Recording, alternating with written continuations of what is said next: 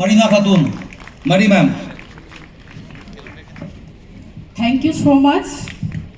Specially আমি thank you দেব golden solution পরিবারকে, কারণ এমআই লাইফস্টাইল আমি যেদিন থেকে জয়েনিং করেছি সেদিন থেকে গোল্ডেন সলিউশন থেকে যে সাপোর্ট আমি পেয়েছি, আমরা পাচ্ছি, তো থ্যাংক ইউ সো মাচ।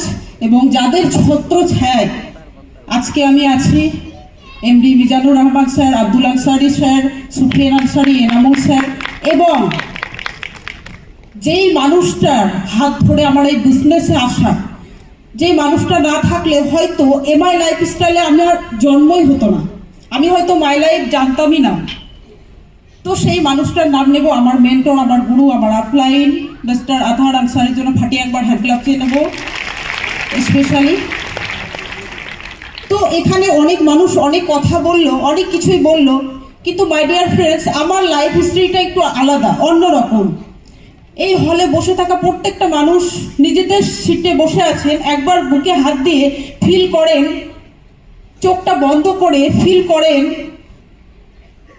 আপনার যদি পরিবার না থাকতো, মা বাবা না থাকতো, তাহলে আপনার লাইফটা কেমন হতো।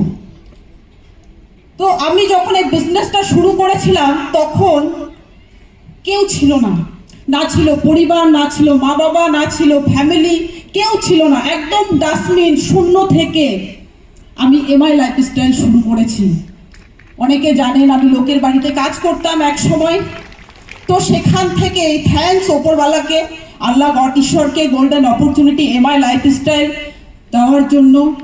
কারণ মাই লাইফস্টাইল না পেলে হয়তো আজকে আমার যা লাইফস্টাইল, আজকে মাই ডিয়ার ফ্রেন্ডস, আজকে লাখো টাকা ইনকাম করি, শুধু আমি রোজগার করি এতে আমি হ্যাপি না, আমার টিমে আমি ম্যাক্সিমাম মানুষকে রোজগার করাই, এর থেকে বড় কিছু আমার মনে হয় না লাইফে সাকসেস।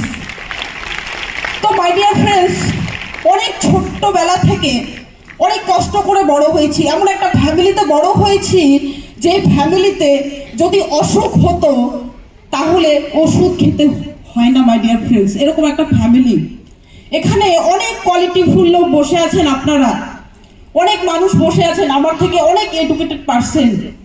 আমি কোনোদিন স্কুলে যাইনি, স্কুল কি জিনিস জানি না, লাইফে অনেক কষ্ট দেখেছি, লাইফে আমি আমার লাইফে এমন অনেক কাজ করেছি, মানে কি বলবো মাই ডিয়ার ফ্রেন্ডস। এক সময় আমি মার্কেটে সবজি বিক্রি করতাম, মাঠের কাজ করতাম, তারপরে আমাকে কোনো একটা কারণে বাড়ি থেকে বের করে দেওয়া হয় 2012 সালে। তারপর থেকে আমি লোকের বাড়িতে ঝিয়ের কাজ করতাম। তো thanks MI lifestyle golden opportunity যেদিন আসে, আমার লাইফে টার্নিং পয়েন্ট আসে, সেদিন থেকে লাইফে মাই ডিয়ার ফ্রেন্ডস আর পেছন ফিরে তাকাতে হয়নি। আজকের ডেটে আমার কাছে যদি বলা হয় অ্যাচিভমেন্ট, আজকে আমার কাছে দুখানা গাড়ি আছে, নিজস্ব বাড়ি আছে, আর সব থেকে বড় অ্যাচিভমেন্ট মাই লাইফস্টাইল পরিবার আছে মাই ডিয়ার ফ্রেন্ডস। তো থ্যাঙ্কস ওপরওয়ালাকে, কারণ হয়তো সবসময় আমি থ্যাঙ্কস জানাই ওপরওয়ালাকে এটার জন্যই, লাইফে হয়তো কোনো না কোনো একদিন কিংবা কোনো না কোনো জন্মে হয়তো পুণ্যর কাজ করেছিলাম বলে আমি মাই লাইফস্টাইলের মতো একটা ইন্ডাস্ট্রি পেয়েছি। কারণ আমার মতো মেয়ে, একটা ডাস্টবিনে পড়ে থাকা একটা মেয়ে যদি এখান থেকে ইতিহাস তৈরি করতে পারে, তাহলে এই হলে বসে থাকা প্রত্যেকটা মানুষ আমার এই জায়গায় আসতে পারে মাই ডিয়ার ফ্রেন্ডস।